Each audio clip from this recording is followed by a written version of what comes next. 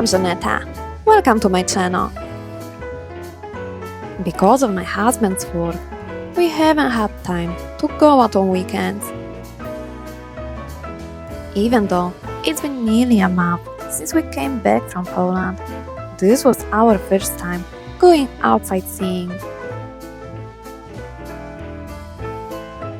Finally, we decided to take a trip on March 1st, but when we arrived in the mountains of Miauli, the cherry trees had already lost their blossoms.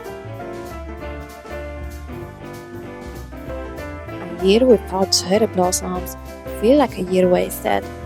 So the next day, we hopped on our scooter and rode up the mountains again, this time to Shinju. We passed by Beipu, and the road leading to the cherry farm was beautiful, with mountain views and even some cherry trees along the way.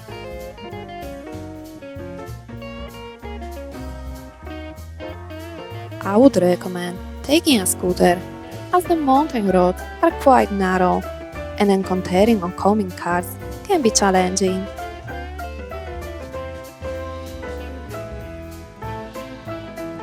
Also, there was a traffic jam well before the entrance to the farm, because the road only allows one-way traffic for cars. If you don't arrive early, you may struggle to find parking and end up waiting in the car for a long time. The road is steep, so if you want to park nearby and climb all the way up here, it would still be quite far. Once you arrive, you still have to climb several levels to reach the best viewpoints, so unless you are in great shape, it can be quite tough. If you are watching this video on the day I released it, the cherry blossoms were in full bloom just 2 days ago, so you still have a chance to see them before the season ends.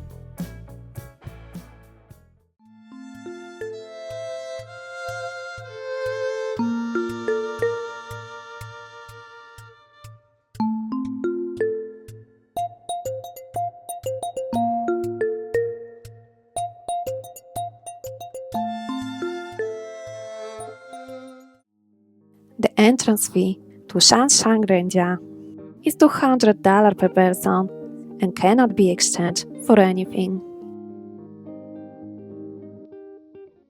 However, we later noticed that the ticket allows you to participate in a lottery.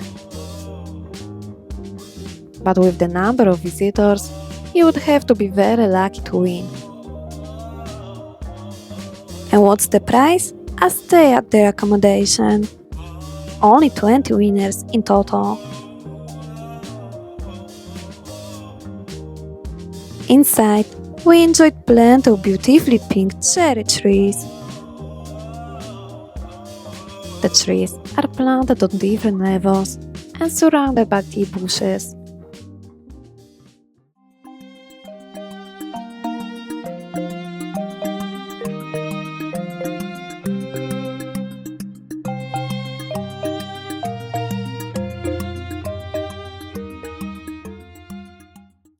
There is a restaurant and a few resting areas, though the prices seemed quite high. $220 for tea felt a bit extreme to me. The area is quite large, so you can easily spend 2 hours walking around. It's located high in the mountains, and in one of the gift shop photos, we even saw a picture of the area covered in snow.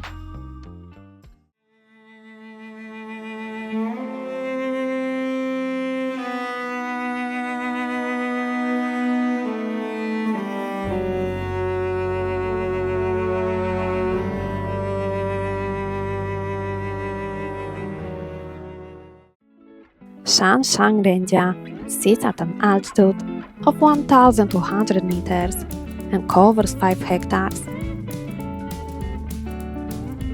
It's close to the Sunshine National Scenic Area, and it's surrounded by towering Yoshino cedars. Nearby, farmers grow peaches, plums, persimmons, and cold-resistant organic vegetables. Sometimes you can even see a rolling sea of clouds in the distance, making the scenery truly breathtaking.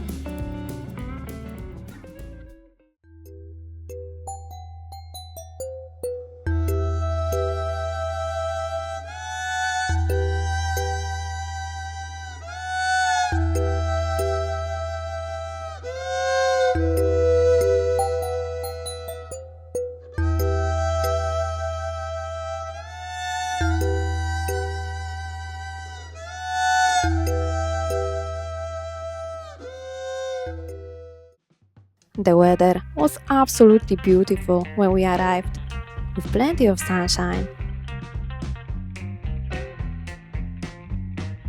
We got there quite early, around 11 am, but by noon the sun started hiding behind the clouds. After a long period of cool weather in Taiwan, it suddenly felt super hot, and when we checked the temperature, it was 28 degrees Celsius today.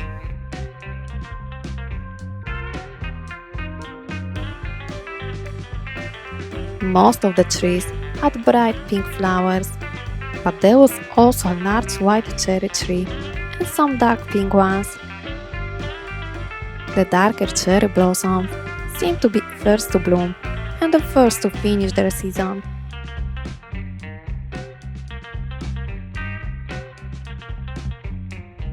There were a lot of people, so taking photos with just the trees in the background was quite difficult.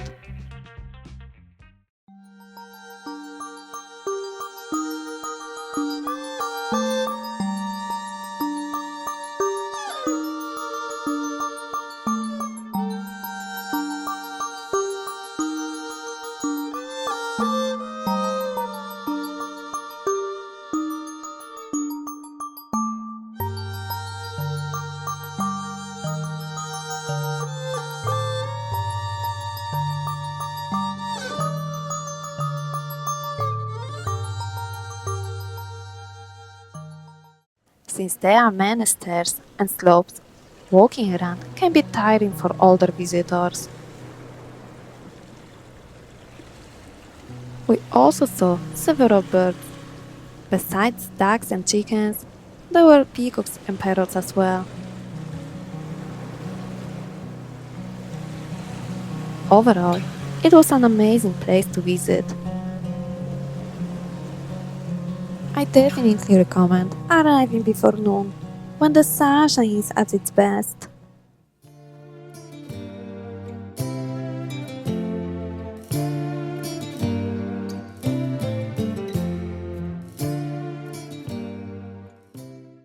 When we left the place around 1 p.m., there were still many cars waiting to enter.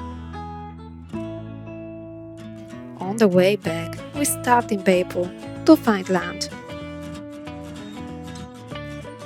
Beipu was quite packed with people, but it was also filled with Hakka foods, many of which don't look like a typical street food you would find outside of Hakka towns.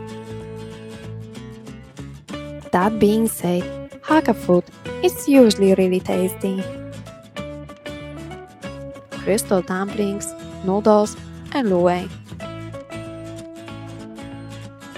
That's all for this video. I hope you enjoy it. Welcome to also check out my other videos and subscribe to my channel if you haven't. Thanks for watching. Bye!